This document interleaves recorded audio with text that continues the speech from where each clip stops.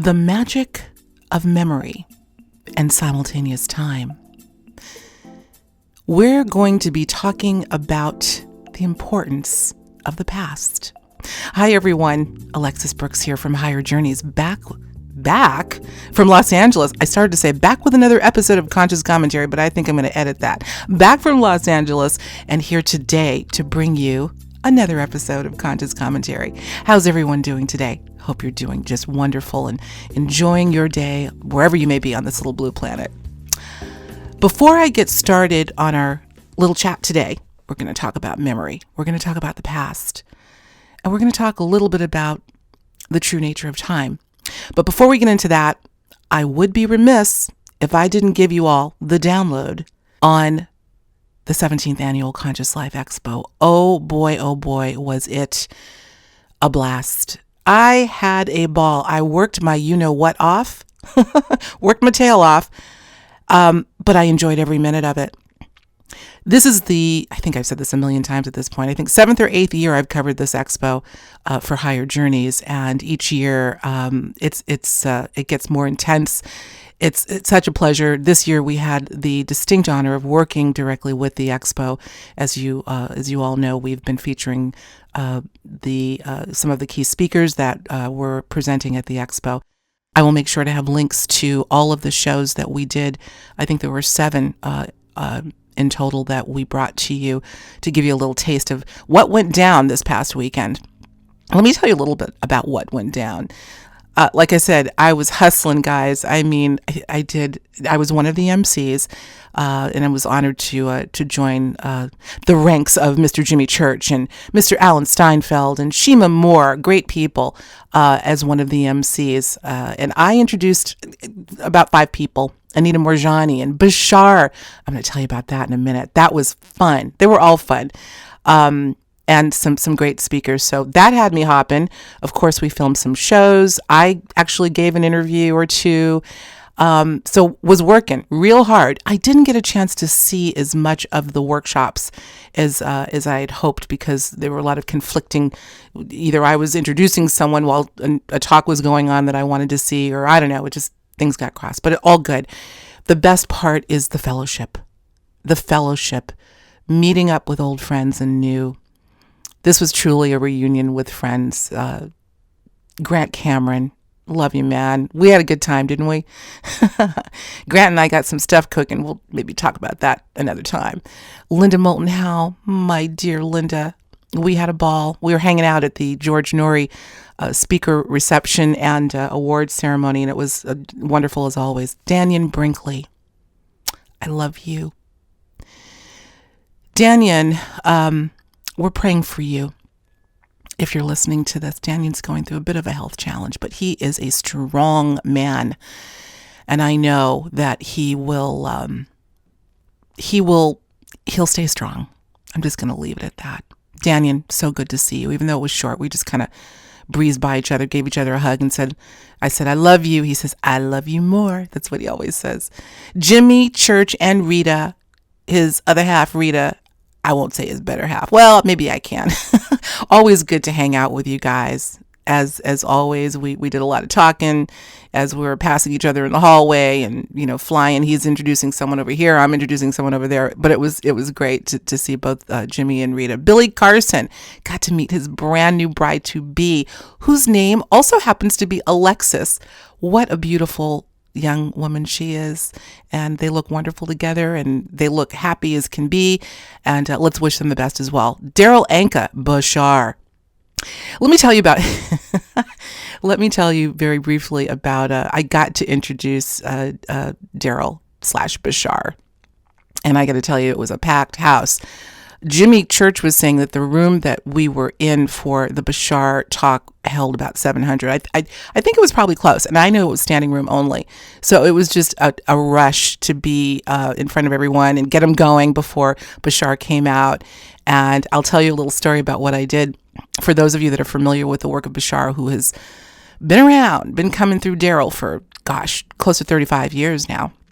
And he has so many signature phrases, words of wisdom that he has imparted on millions and millions of people globally. Here's one of my favorites, and I'll tell you how I rolled this into the introduction. Have you ever heard him say, imagination? I, magi, nation. We are a nation of magicians. I am part of a nation of magicians. That's always stuck with me. I heard him say it many years ago, and I thought, I love it. Magicians, we can do magic. We're going to be talking about magic of memory. So here's what I did real quick. Let me just get into this real quick. So I got up and did my thing, got everyone going. I think they were just pumped anyway to see Bashar shortly. But I had everyone repeat, and they all seem familiar with this I, Magi Nation. Repeat after me 3 times. I, Magi Nation. We are a nation of magicians. You can only imagine how that room erupted. They were so pumped. And I said, guys, after the 3rd time, I said, believe that. We are a nation of magicians. So that was fun. Okay, moving on. David Adair. Oh, man. This guy's a rock star. I got to tell you, rock star. He's the Rocket Man, of course. Got to spend lots of time with David. I also introduced his talk, by the way, and had him on the show. So we'll have David on again real soon. Met his new bride, Joanne. Oh, lovely, lovely couple. Got to see Steve Mera from the UK, Barry Fitzgerald from Ireland, Tracy Ash, who I have not seen since Australia. We were speaker mates today's March 1st, in January, when we were at the Cosmic Consciousness Conference speaking in Uluru, Australia. Wonderful to see her again. And Anita Morjani, I also introduced Anita's talk. We were just goofing off, having so much fun backstage before we got started. So much fun hanging out with her. So shout out to all of you guys. Really had a ball. I'm still on adrenaline, kind of coming down from it. If you haven't been to the Conscious Life Expo Journeyers, I so recommend it. Now we're talking about there are estimates there may have been close to 20,000 people in attendance. If this is the case, this has definitely broken all records. I'm going to have to check in with the Expo folks and see what numbers they actually came up with. But I had spoken to one of them and she said, we're looking at maybe 15 to 20,000. So you can only imagine. But fun was had by all. To be able to come into a space, talk about the things that are most important to us, many of which are very serious. Of course, we had all sorts of the spectrum of subjects that were covered, from channeling to ufology to conspiracy. Yeah, that was there too. To ascension and transformation. It was all there. Lots of these subjects are serious. They're critical. But when you can have these sorts of deep conversations and have a ball at the same time, it doesn't get any better than that. I'm looking forward to 2020. Go over to consciouslifeexpo.com. I don't know if they've got it up for next year, but I'm sure they're working on 2020 as we speak. So stay in touch with them. Okay, let me move on here. After reflecting on this beautiful, beautiful weekend, let me use that as a segue. Today I want to talk about reflection. I want to talk about this idea that, particularly in New Age circles, we're told to live in the present. We must remain in the present. Stay mindful. Don't live in the past. And certainly don't worry about the future. Here's a quote that I'm sure you all are familiar with. It says, yesterday is history, tomorrow is a mystery, and today is a gift of God, which is why we call it the present. That's by Bill Keane. I agree with that. But I do think there's more to it than that. I love the act of reflection. I've been around a few years at this point, and I've said to people, that I meet, some people that ask, so what do you do, or what have you done, and blah blah blah, and I say, I've had several incarnations at this point, which is the truth, several career paths, many journeys, and it's because of that experience. Some of them great, some of them good, some of them not so great. It's all experience. But I savor reflection. I savor contemplation. Those things are very important and empowering for me, because oftentimes when I can find myself in a state of reflection or contemplation about the past, an event, a period of my life, or just thinking about how the world was in the past. I learned from it, and I'm able to apply it to the present. This is what I want to talk about. This is really just amusing today, to have you all think about that as well. No big, aha moment, I don't think. It's just, it's reflecting on this idea that as much as it is important, all we really have is the present, right? We know that. And yet in our, how can I say, the way we look at time, obviously, is linear. Yesterday, today, tomorrow. Though some would argue that we don't know what the future holds. That is, unless you have precognitions, which, by the way, was my last conscious commentary. What we do have recollection of is the past. Now, I agree that we should not be living, per se, in the past, particularly bemoaning the past if something went wrong, marring ourselves in the past in that way. I don't think that's helpful.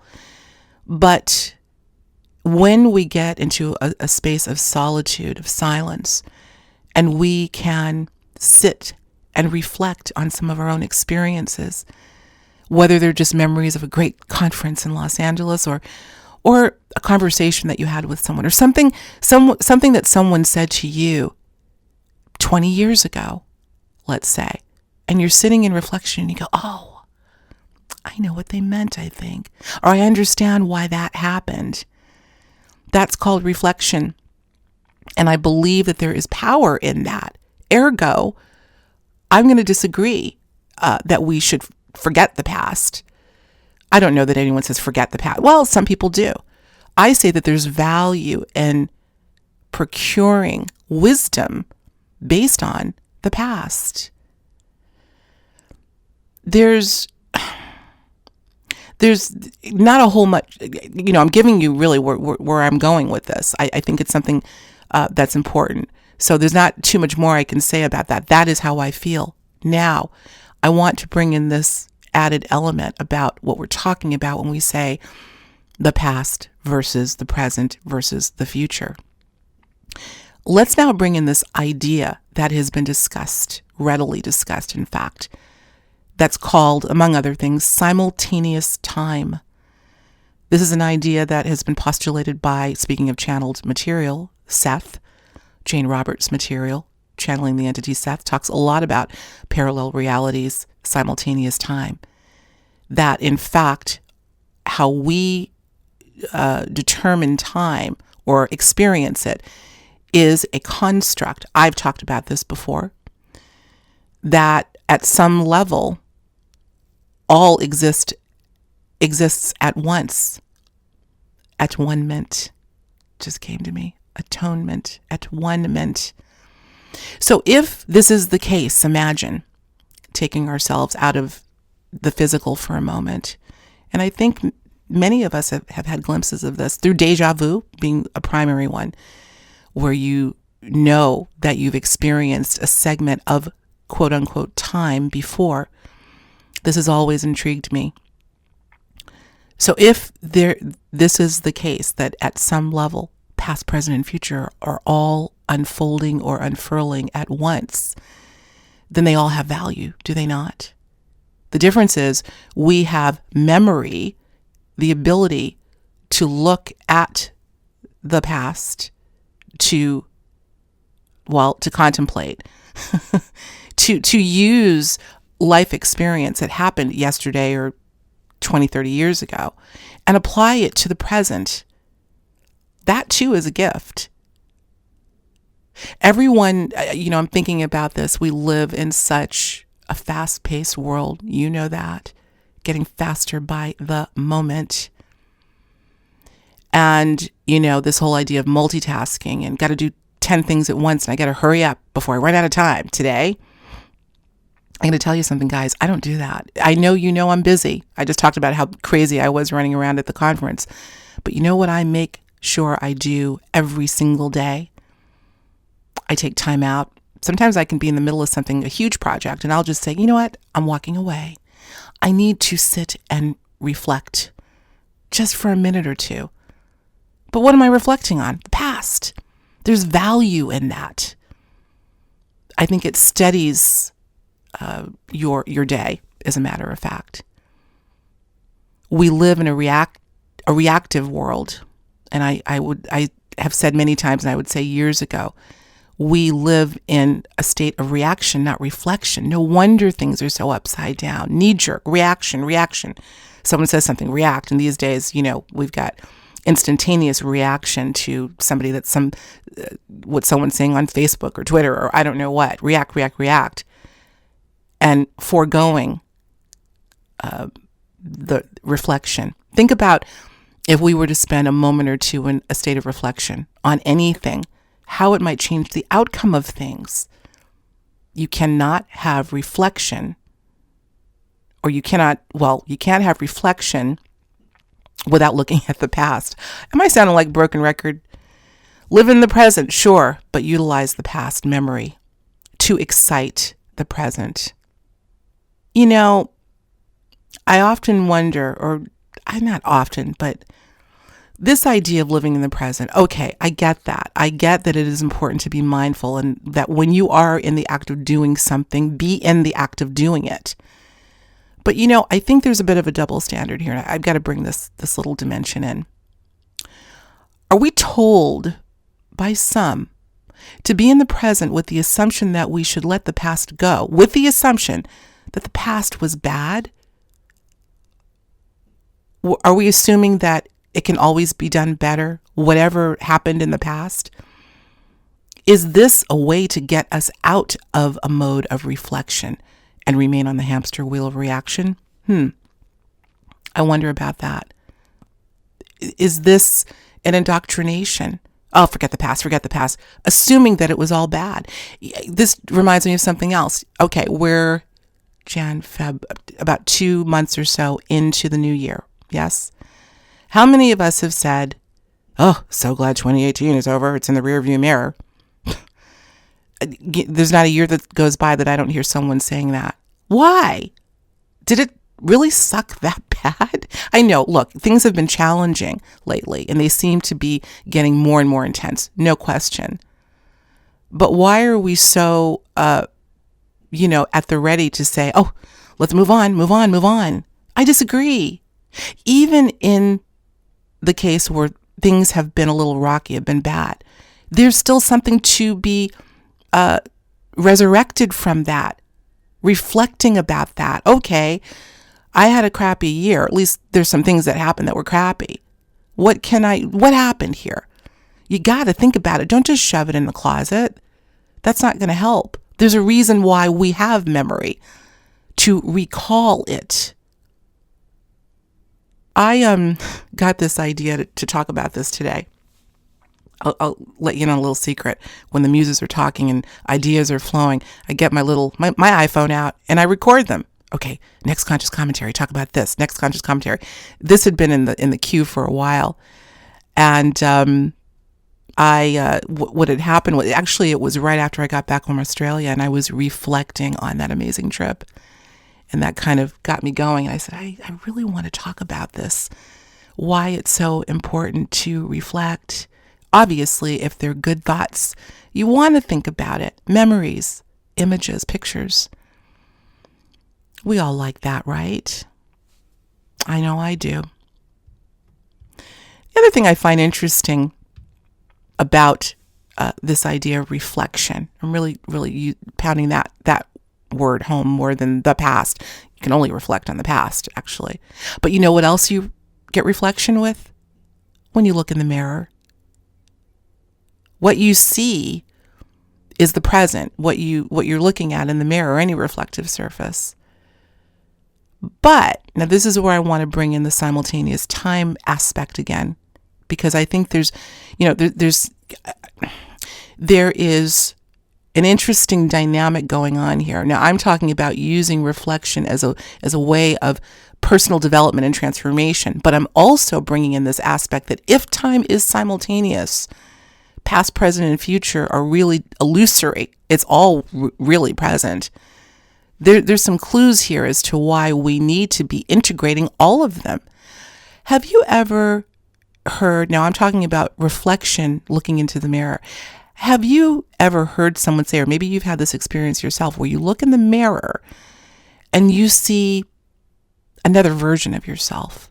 And now we're getting a little metaphysical, we're getting a little paranormal, but so be it. That's what we do here at Higher Journeys.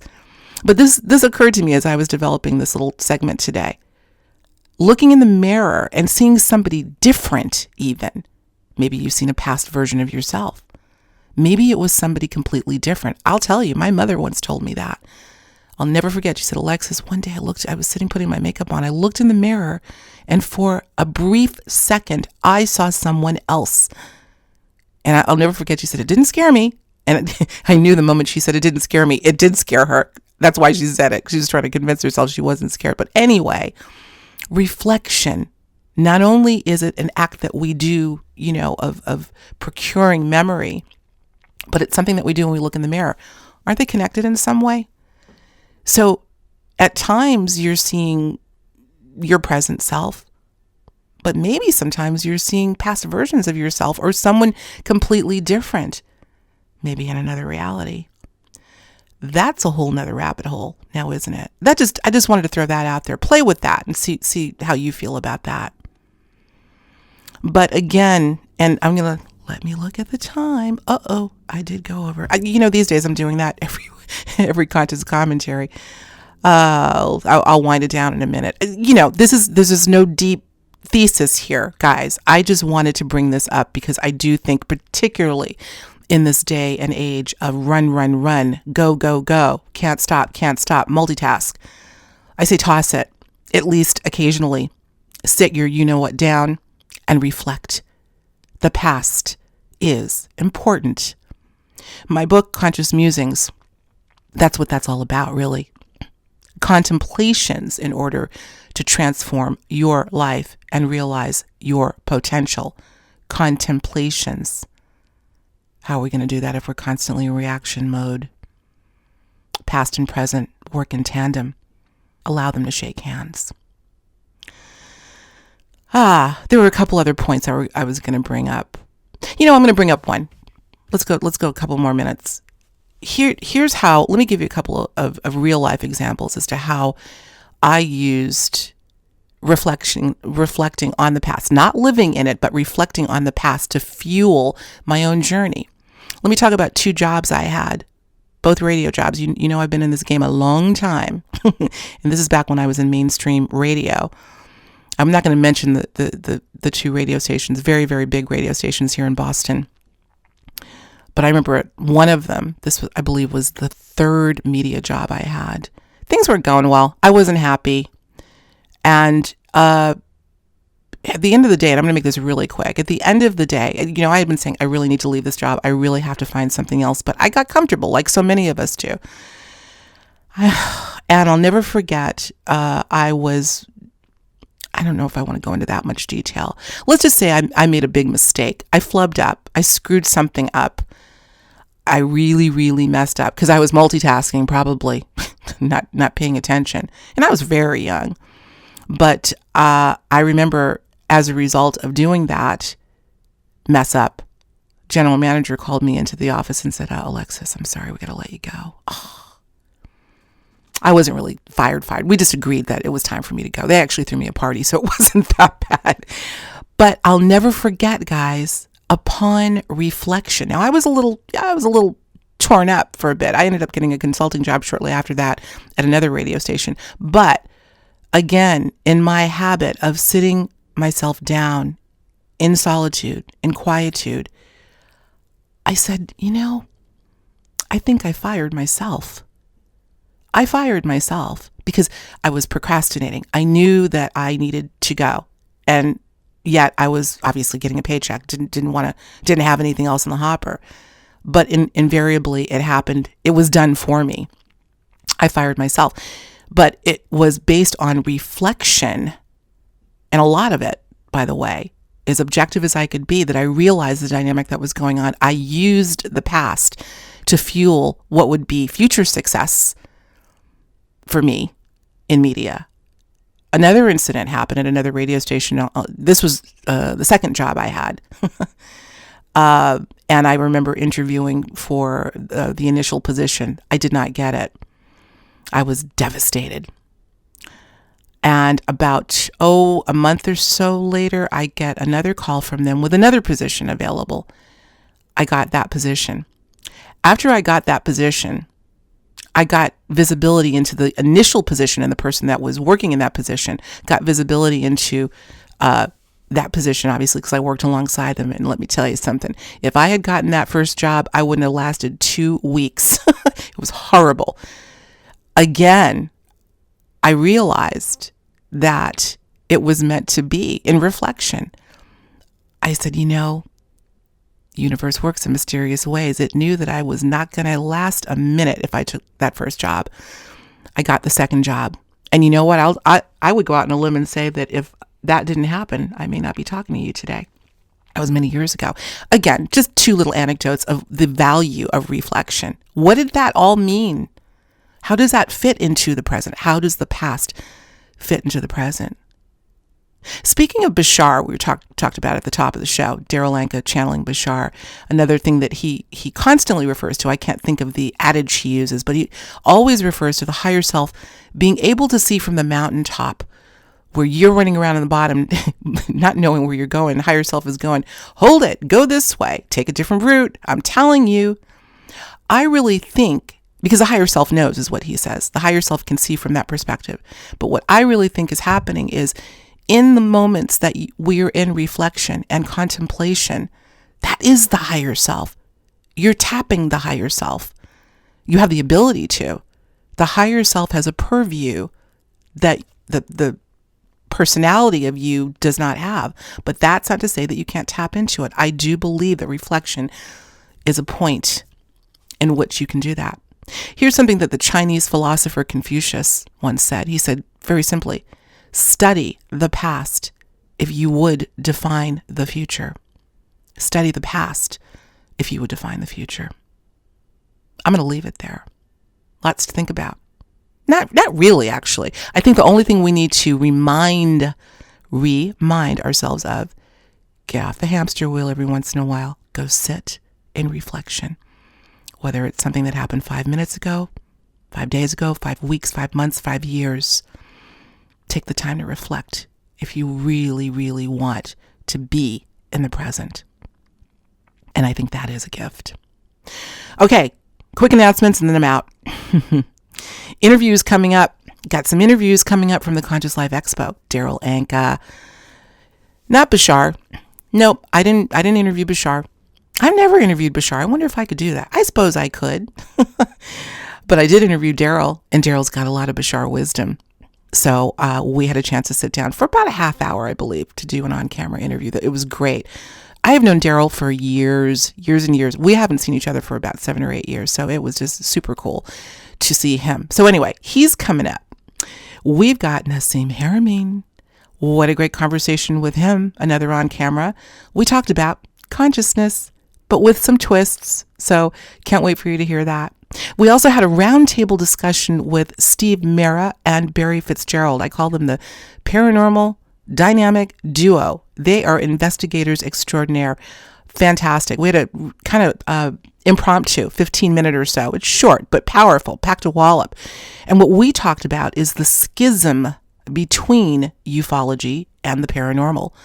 That's something that they're really talking a lot about, bringing the two fields together and realizing there's no separation at all. Okay, I'll let them do the talking. Well, it was the three of us having a conversation. So that's on tap. That's coming up. And also David Adair. Boy, does he tell it like it is. David Adair, the original Rocket Man. What's going on the moon?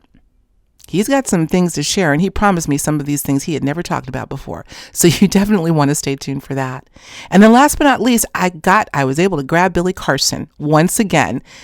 And we talked about the deity known as Thoth or Toth, depending on how you say it, associated with the Emerald Tablets. Fantastic.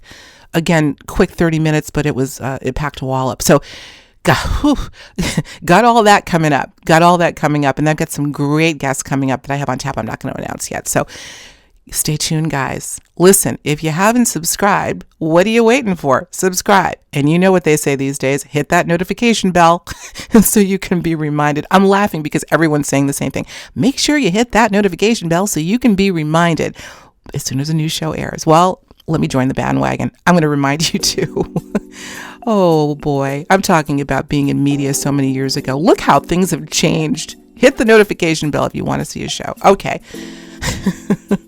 I'm still a little punchy. Like I said, I'm still on adrenaline from this fantastic Conscious Life Expo.